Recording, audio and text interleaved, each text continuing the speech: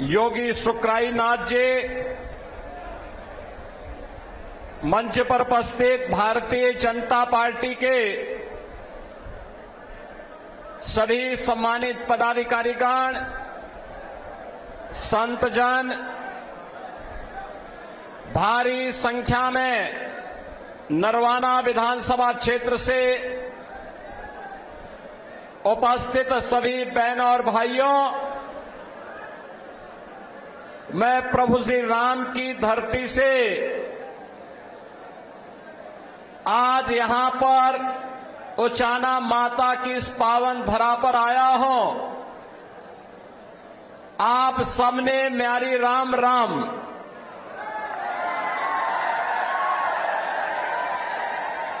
बहनों और भाइयों, राम नाम की ये महिमा है कि आज मैं आप सबसे यहां पर मिल पा रहा हूं और अयोध्या में 500 वर्षों का इंतजार अब समाप्त हुआ। प्रभु श्री रामलला का भव्य मंदिर का निर्माण पूरा हो चुका है, रामलला वहां विराजमान हो चुके हैं।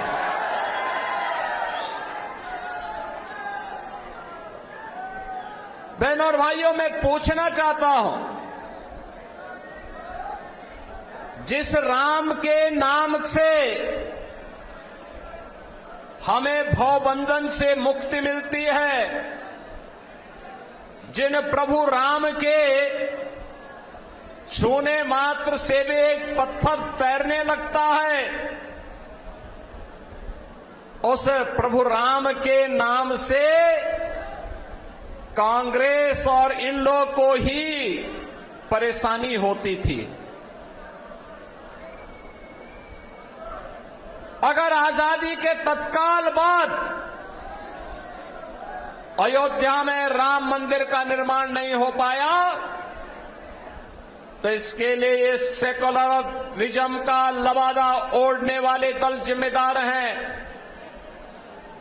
जिनका एक ही प्रयास था, एन केन प्रकारेण भारत की आस्था का अपमान करना, भारत के महापुरुषों का अपमान करना। कांग्रेस भी और इन लोग भी लगातार जीवन भर यही कार्य करती रही। बहनों और भाइयों, इससे बड़ा और क्या हो सकता है। एक और अयोध्या में प्रभु राम लला के भव्य मंदिर का निर्माण का कार्य संपन्न हुआ, रामलला विराजमान हुए, और दूसरी तरफ अयोध्या के इंटरनेशनल एयरपोर्ट का नाम त्रिकालदर्शी ऋषि महर्षि वाल्मीकि जी के नाम पर करने का काम भी प्रधानमंत्री मोदी जी ने किया।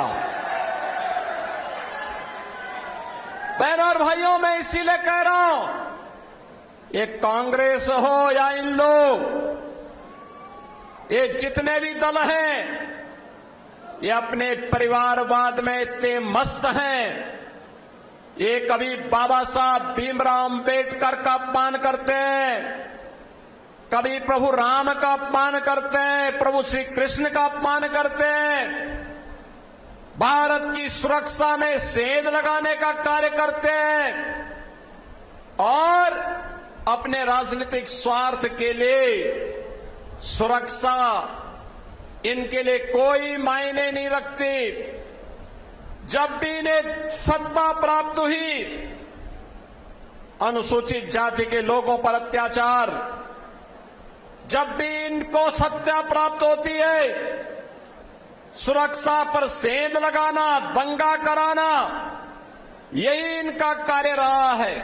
और यही कारण रहा है कि कांग्रेस ने अपने आजादी के बाद सबसे लंबे समय तक देश के अंदर शासन करने के बावजूद एक भी एयरपोर्ट का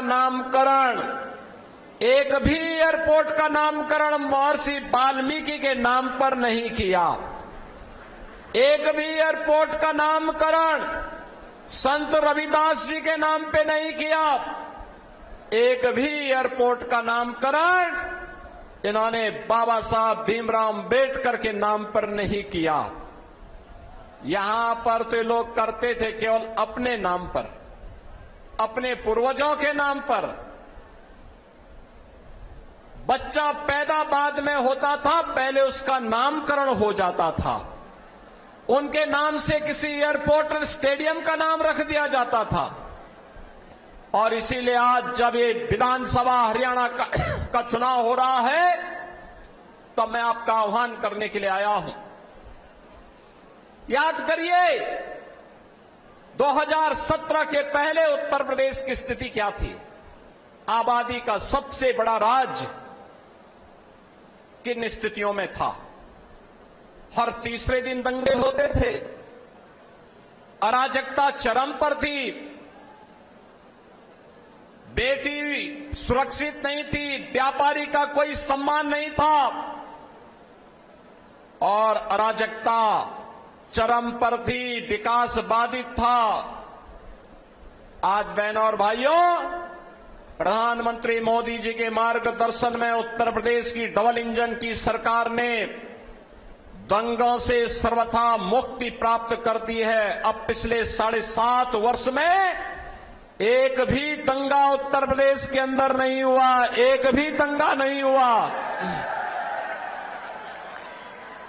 क्योंकि दंगा करने वालों के लिए इस सामने उपकरण खड़ा कर दिए हैं कृष्ण बेदी ने पहले ही। दंगा करने वाला व्यक्ति जानता है कि दंगा करेगा तो बहनों और भाइयों से मालूम है कि 7 पुश्तों की जो कमाई होगी ये जब्त हो जाएगी और ये गरीबों में वितरित हो जाएगी। आज यूपी में दंगा नहीं, आज बिना भेदभाव के सबका साथ और सबके विकास की भावना के अनुरूप विकास के कार्य हो रहे हैं। आज उत्तर प्रदेश भारत के विकास का बैरियर नहीं, बल्कि उत्तर प्रदेश भारत के विकास का ग्रोथ इंजन बनकर के तेजी के साथ आगे बढ़ रहा है। डबल इंजन की सरकार है तो डबल स्पीड के साथ आगे बढ़ रहा है। और यही तो कार्य आपके हरियाणा में भी हुआ। बहनों और भाइयों, जो यहां भाई भतीजावाद था, कांग्रेस का रहा हो या इन लोग का रहा हो, जो यहां गुंडागर्दी थी, जो यहां चौथ वसूली होती थी, जो भ्रष्टाचार था, पहले माननीय मनोहर लाल खट्टर जी के नेतृत्व में और उसके उपरांत अब नायब सिंह सैनी के नेतृत्व में भारतीय जनता पार्टी की डबल इंजन की सरकार हरियाणा को भारत के विकास का एक महत्वपूर्ण केंद्र बिंदु बनाने का काम की है। आजादी के बाद ये पहली सरकार भारतीय जनता पार्टी की थी जो 10 वर्ष पहले आपने चुनी थी।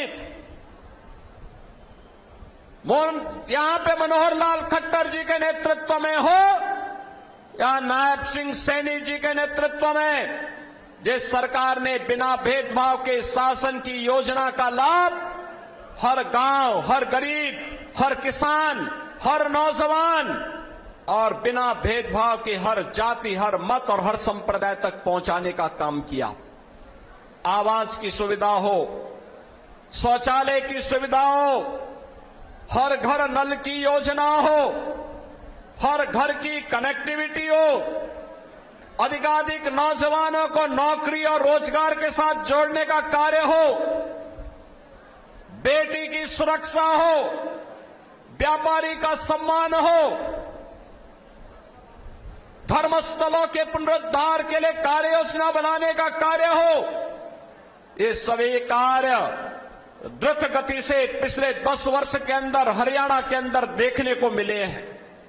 आज हरियाणा परिवारवाद का नहीं, भ्रष्टाचार का नहीं, बल्कि भारत के विकास का एक केंद्र बिंदु बनकर के उभरा है, तेजी के साथ उभरा है। और अगले 12-15 वर्ष जिनके बारे में प्रधानमंत्री मोदी जी ने कहा है, अमृत काल का यह अवसर भारत को विकसित भारत के रूप में स्थापित करना है, तो इसके लिए हमें जाति, मत और मजहब से ऊपर उठ करके अपने देश के बारे में सोचना पड़ेगा, देश के बारे में।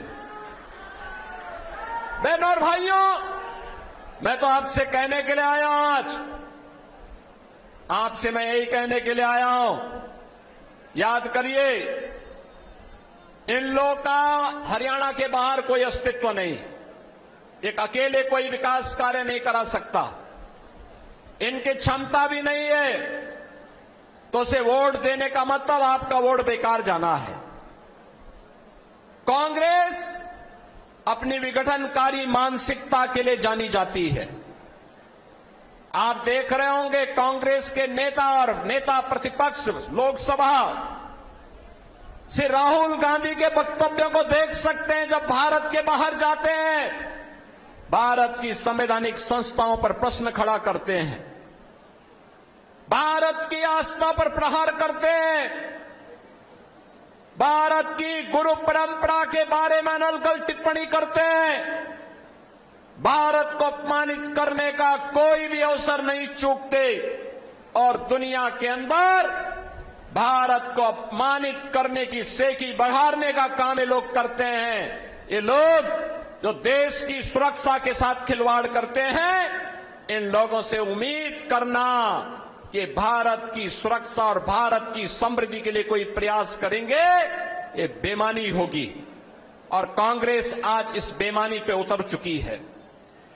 मैं आपसे ये कहने के लिए आया हूं, इन्होंने आजादी के बाद 75 वर्षों में लगातार अपने राजनीतिक स्वार्थों के लिए समाज को आपस में लड़ाने का काम किया, जातीय सेनाएं खड़ी की, ये जातिवाद, ये मत और मजहब की राजनीति, ये विकास की सबसे बड़ी बाधा है। बहनों और भाइयों, अगर हमें विकास करना है, अपने वर्तमान को अच्छा बनाना है, अपने भविष्य को सुखद और उज्जवल बनाना है, तो हमें इन बैरियर्स को पार करना पड़ेगा जो जातिवाद के नाम पर है, मत और संप्रदाय के नाम पर है, जो किसी अन्य कारणों से है। इन सब से उबर करके कार्य करना होगा। और इसी के लिए 14 में प्रधानमंत्री मोदी जी ने देशवासियों को मंत्र दिया था। उन्होंने कहा था, मेरी सरकार जाति, मत और मजहब से ऊपर उठ करके कार्य करेगी। मेरी सरकार का मंत्र होगा जिसमें समान रूप से एक सर्वसमावेशी विकास का कार्य होगा, और इस सर्वसमावेशी विकास ही राम राज्य के अवधारणा को पूरा करेगा। और इसके लिए उन्होंने मंत्र दिया था, सबका साथ, सबका विकास का। बहनों और भाइयों, याद करिए, कांग्रेस तो आपके पास आएगी, नारा देगी, इन लोग भी आपके पास आएगी, जाति का नारा देगी, विभाजन की नारा देगी। लेकिन मैं पूछना चाहता हूं,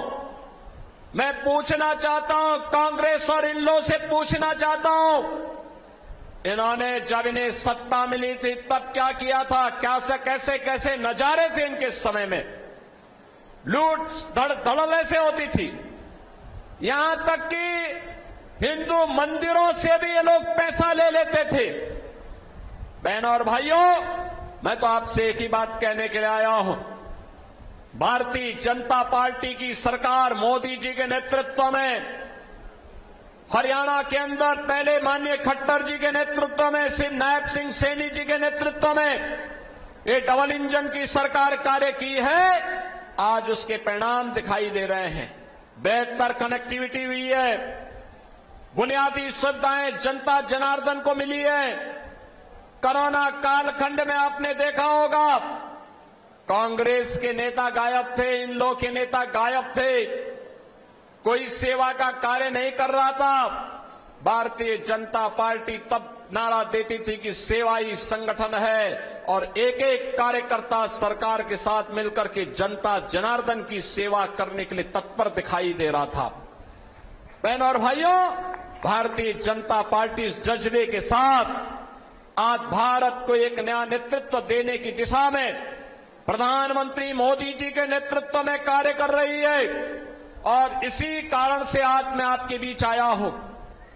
चाहे वो अयोध्या में महर्षि वाल्मीकि के नाम पर इंटरनेशनल एयरपोर्ट के निर्माण का कार्य हुआ हो या फिर बाबा साहब अंबेडकर के पंचतीर्थ को निर्माण करने का कार्य ये कांग्रेस ने नहीं किया।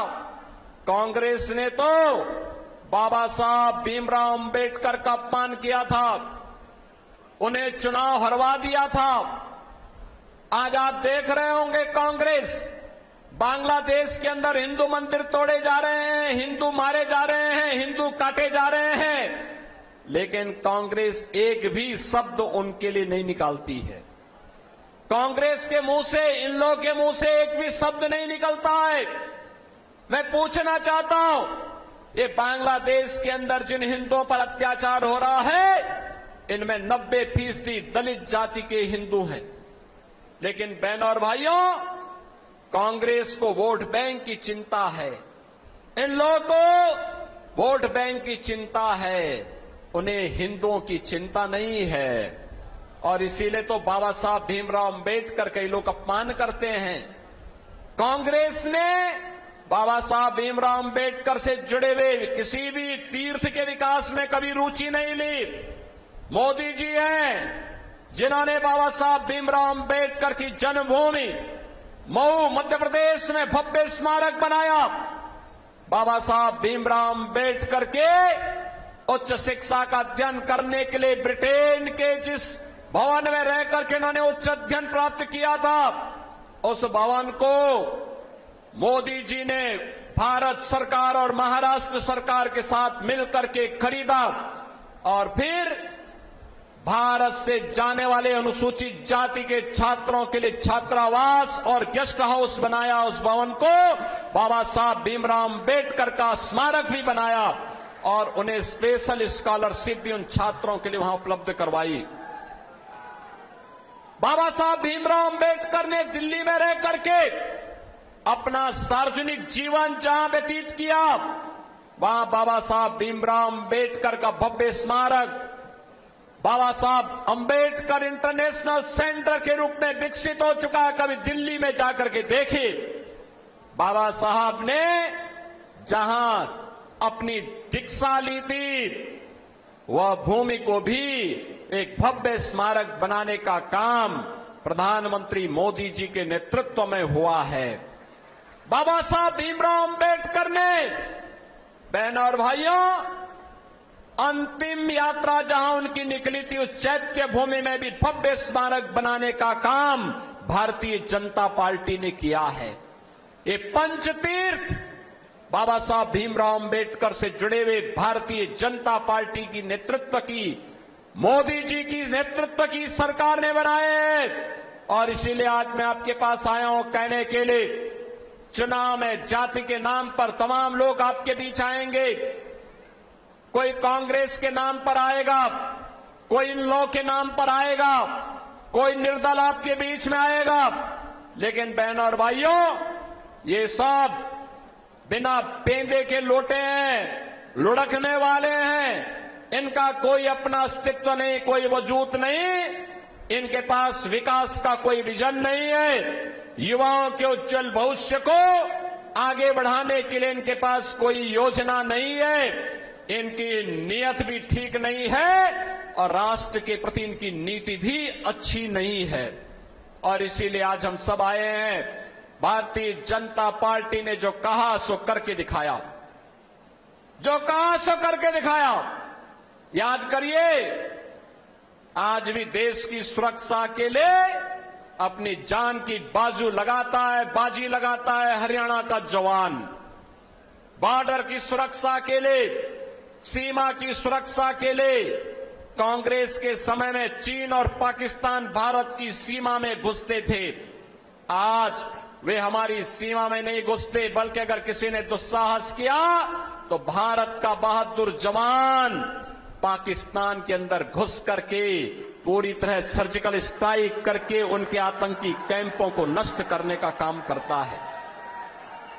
मैं पूछना चाहता हूं, क्या ये कांग्रेस के नेतृत्व में क्या ये राहुल गांधी के नेतृत्व में क्या ये संभव हो सकता था? क्या कभी नहीं हो सकता। और मैं पूछना चाहता हूं, कश्मीर में धारा 370 क्या ये कांग्रेस हटाती? क्या धारा 370 हटाने का मतलब आतंकवाद की ताबूत में अंतिम कील ठोकने का काम कर दिया। अब आतंकवाद नहीं पनप सकता है, अंतिम श्वास गिन रहा है।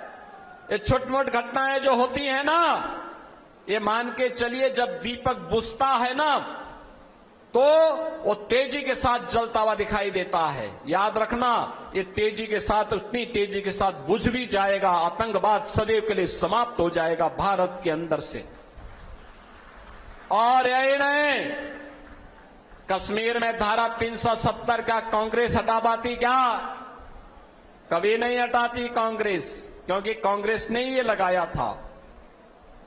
और मैं पूछना चाहता हूं, क्या अयोध्या में राम मंदिर का निर्माण और रामलला को 500 वर्षों के बाद एक कांग्रेस बिठा पाती? क्या ये काम कर पाते? क्या बहनों और भाइयों, मैं यही पूछने के लिए आया हूं, ये इन लो हो या कांग्रेस, ये न विकास करा सकते हैं, ये न आपको सुरक्षा दे सकते हैं, ये न बेटी को सुरक्षा दे सकते हैं, ये न व्यापारी को सम्मान दे सकते हैं, ये किसानों को खुशहाल नहीं कर सकते हैं। ये लोग किसी भी प्रकार से देश को सुरक्षा नहीं दे सकते, आतंकवाद से नहीं लड़ सकते, नक्सलवाद से नहीं लड़ सकते, उग्रवाद से नहीं लड़ सकते, और ये आपकी आस्था का भी सम्मान नहीं कर सकते। जब ये किसी लायक नहीं है तो इन्हें वोट के लायक क्यों बना रहे हैं? वोट भी मत दीजिए इनको।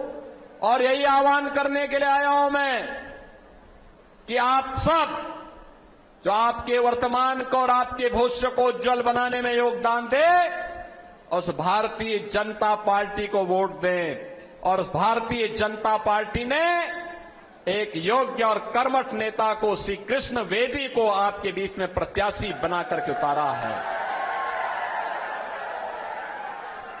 कृष्ण वेदी प्रदेश सरकार का एक कर्मठ मंत्री, कार्य करने का जज्बा है। अनुसूचित जाति में किसी भी जाति का हो, सबको गले से लगाने का जिसके अंदर जज्बा है, जिन्होंने अपने जीवन का मंत्र बनाया है संत रवि रामानंद की इस पंक्ति को कि जाति पाति पूछे नहीं कोई, हरि को भजे सो हरि का होई। और इस भाव के साथ श्री कृष्ण वेदी लगातार यहां पर भारतीय जनता पार्टी के कार्यकर्ता के रूप में हरियाणा के विकास के लिए मनोहर लाल खट्टर जी के नेतृत्व में, फिर नायब सिंह सैनी जी के नेतृत्व में लगातार यहां के विकास के लिए कार्य किए हैं। और बहनों और भाइयों, आज इसी के लिए मैं आपके पास आया हूं। श्री कृष्ण वेदी को कमल चुनाव चिन्ह पर विजयी बना करके भेजेंगे। दोनों हाथ मिला करके मुझे आश्वस्त करो, भेजेंगे, चुनाव जीत करके जाएंगे। बहनों और भाइयों, चुनाव जीतेंगे तब जब आप मेरी बात सुनेंगे, जो मैं कहूंगा वो कार्य करेंगे। आज जितने लोग यहां पर हैं, मेरे साथ संकल्प लीजिए कि 10-10 वोट आप सभी अपने वोट के साथ साथ 10-10 वोट कमल चुनाव चिन्ह पर भाजपा को दिलाएंगे। सभी लोग दिलाएंगे। तो मेरे साथ बोलेंगे, भारत माता की, भारत माता की, भारत माता की जय श्री राम, जय जय श्री राम। तो बता दें कि हरियाणा के दौरे पर मुख्यमंत्री योगी आदित्यनाथ चुनावी प्रचार प्रसार जनसभा के माध्यम से तो कई आज ताबड़तोड़ जनसभाएं हरियाणा में मुख्यमंत्री की तरफ से, तो बीजेपी प्रत्याशी के समर्थन में जनसभा को संबोधित करते हुए पिछली सरकारों पर निशाना भी सीएम की तरफ से साधा गया।